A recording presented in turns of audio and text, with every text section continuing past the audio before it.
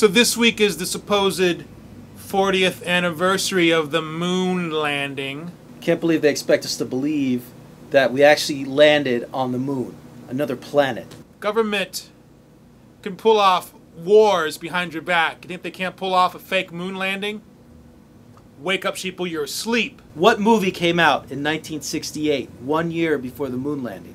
Look it up on IMDb, sheeple. 2001: A Space Odyssey by director Stanley Kubrick, who also directed the moon landing. That's right, it was directed on a Hollywood soundstage. Is it a coincidence that the year after Hollywood is finally able to make a hyper-realistic movie about space travel, that we land on the moon? Coincidence? Coincidence, No. huh? Sheeple? Let me ask you that, sheeple. You tell me. And this was in the pipeline since 1960, when John F. Kennedy promised we'd be on the moon. Well, you know what?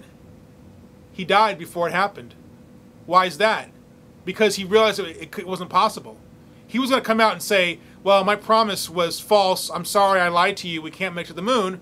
Well, conveniently, he's out of the way by the time we make the landing. Yeah, maybe Kennedy had too much integrity to fake the moon landing. But the president, when we did that on the moon, Richard Nixon, what did he have? No integrity, sheeple. No integrity. Connect the dots, sheeple. Richard Nixon, the most lying president who's ever been president, becomes president. Hollywood is finally able to make a hyper-realistic space travel movie.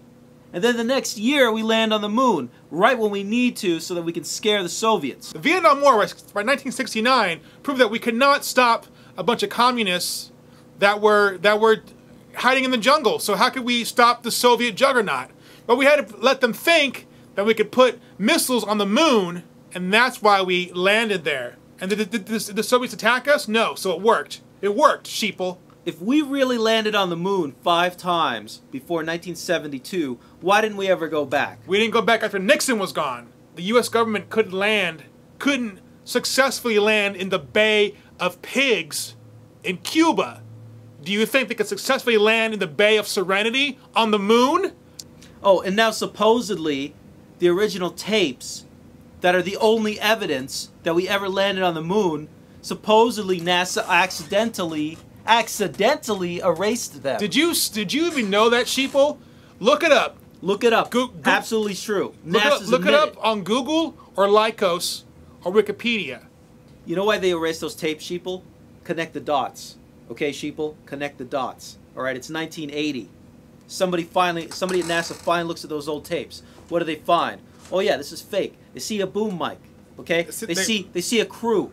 Okay? Yeah, they see a makeup person walk into set and put some moon dust on the astronaut's suit. Okay? They see an outtake where Neil Armstrong yells at the cinematographer and says, "Stop moving that light! Stop moving that light! You're distracting me from saying my small step for man speech." He said, "That's unprofessional! You're moving that fucking light during the moon landing filming! You're unprofessional! I can't work with you! I can't fucking work with you! I'm gonna kick your ass!"